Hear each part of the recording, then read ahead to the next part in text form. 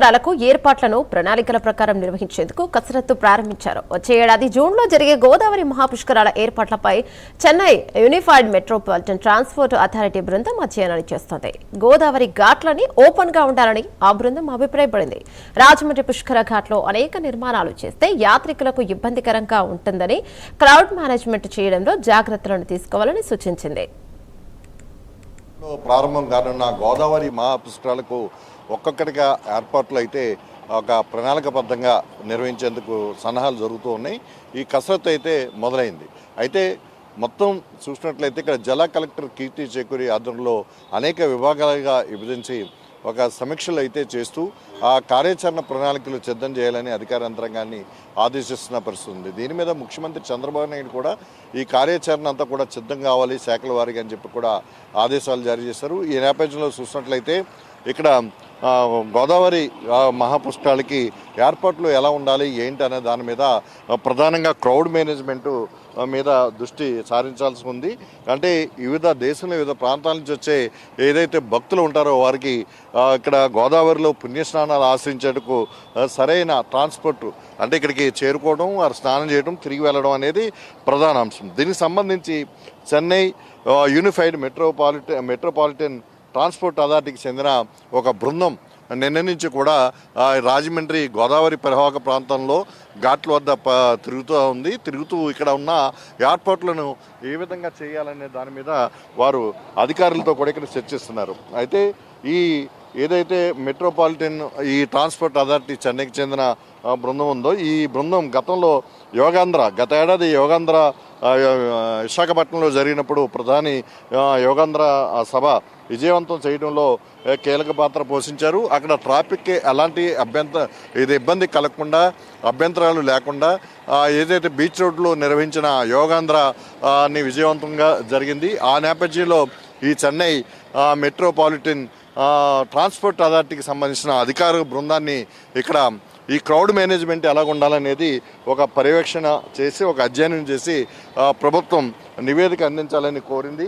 దీని మీద ఈ బృందం అయితే నిన్న నుంచి కూడా అక్కడ రాజమండ్రి అలాగే కొవ్వూరు ప్రాంతాల్లో ఈరోజు కొవ్వూరులో పర్యటిస్తుంది. ఇక్కడ గోస్పాద క్షేత్రంలో ఇక్కడ పరిస్థితి ఏర్పాట్లు ఎలా ఉండాలన్న దాని మీద ఇప్పుడు చర్చిస్తున్నారు. నిన్నైతే ఇక్కడ రాజమండ్రి గోదావరి పుష్కరాల రేవులో ఈ బృందం పర్యటించి గోదావరి రేవులోకి వచ్చే మార్గాలు అంటే వారు దిగిన దగ్గర నుంచి ఏ విధంగా ఈ ఘాట్లకి చేరుకోవాలి, ఘాట్ల దగ్గర స్నానం ఏ విధంగా వారు చేయాలి, ఇక్కడి నుంచి ఏ విధంగా తిరిగి వెళ్ళాలన్న దాని మీద ఒక అధ్యయనం అంటే చేశారు. ఈ నేపథ్యంలో చూసినట్లయితే కొన్ని మార్పులు చేర్పులు పుష్కర్ ఘాట్ దగ్గర చేయాలని కూడా ఈ ట్రాన్స్పోర్ట్ అథారిటీ అంటే చెన్నైకి చెందిన ఈ మెట్రోపాలిటన్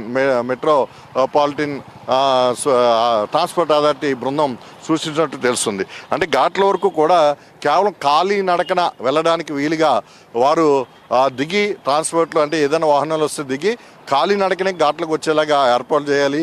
సుదూర ప్రాంతంలో పుష్కర నగర్లు ఏర్పాటు చేసి అక్కడి నుంచి కనుక మరీ వేరే వాహనాలతోటి ఇక్కడ దింపడం ఇవన్నీ చూస్తే కొంచెం ఇబ్బందికరమైన పరిస్థితులు, ట్రాఫిక్ ఇబ్బందిమైన పరిస్థితులు ఉంటాయని చెప్పి కూడా ఈ బృందం అభిప్రాయపడినట్టుగా తెలుస్తుంది. అదేవిధంగా చూసినట్లయితే మొత్తం ఇక్కడ గోదావరి రాజమండ్రి వైపు 41 ఘాట్లకు పైగా ఉన్నాయి. అలాగే మొత్తం తూర్పు గోదావరిలో అటు గోదావరికి అటు ఇటు కలిపి దాదాపు 97 ఘాట్ల వరకు కూడా ఉన్న పరిస్థితుంది. ఈ ఘాట్లలోకి యాత్రికులు ఎలా వస్తారు, ఇక్కడ పుణ్య స్నానం ఎలా చేస్తారు, మళ్ళీ తిరిగి వెళ్ళాలి, వీళ్ళకి వచ్చే దారులు ఎట్లా ఉన్నాయి, ఈ మార్గాల్లో వెడల్పు విస్తరించాల్సిన అవసరాలు ఎక్కడెక్కడ ఉన్నాయి అన్నీ కూడా ఈ చెన్నైకి చెందిన ఈ మెట్రోపాలిటన్ ట్రాన్స్పోర్ట్ అథారిటీ బృందం కొన్ని సూచనలు చేయనుంది. ఈ అధ్యయనం తర్వాత 2 రోజుల తర్వాత ఈ నివేదికని జిల్లా కలెక్టరేట్కి రాష్ట్ర ప్రభుత్వం కూడా అందజేస్తారు. అయితే వచ్చిన బృందంతో ఇక్కడ జిల్లా ఎస్పీ కీర్తి చేకూరి, జిల్లా ఎస్పీ డి నరసింహకిషోర్, జిల్లా కలెక్టర్ కీర్తి చేకూరి, ఇతర అధికారులు కూడా సమావేశమై సుదీర్ఘంగా చర్చించారు. వివిధ శాఖలకు చెందిన అధికారులు కూడా ఈ సమావేశంలో పాల్గొన్నారు. అయితే ఈ సమావేశంలో పలు సూచనలు వారు అంటే ప్రణాళికలు ఇప్పటివరకు చేసిన ప్రణాళికలు వారు ముందుంచారు. అందుకు వారు కొన్ని సూచనలు కూడా చేశారు. ఏదైనా 2 రోజులు ఈ ప్రాంతం అంతా పర్యటించిన తర్వాత ఘాట్లకి వెళ్ళి పుణ్యస్నానాలు చేసి భక్తులు చాలా క్షేమంగా బయటికి వెళ్ళడం, అలాగే ట్రాన్స్పోర్టు అంటే ఎక్కడా కూడా ట్రాఫిక్ ఇబ్బంది లేకుండా ఏర్పాట్లు ఎలా ఉండాలన్న దాని మీద ఈ బృందం ఒక నివేదికనైతే అందించే అవకాశం కనిపిస్తుంది. ఇది 2 రోజుల్లో వాళ్ళు పర్యటన ముగించుకున్న తర్వాత ఈ అధ్యయనం సంబంధించిన నివేదికని అందిస్తారని చెప్పేసి తెలుస్తుంది. ఇది ప్రస్తుతం గోదావరి పుష్కరాల ఏర్పాట్లకు సంబంధించి ఒక బయట నుంచి చెన్నై నుంచి వచ్చిన ఏదైతే మెట్రోపాలిటన్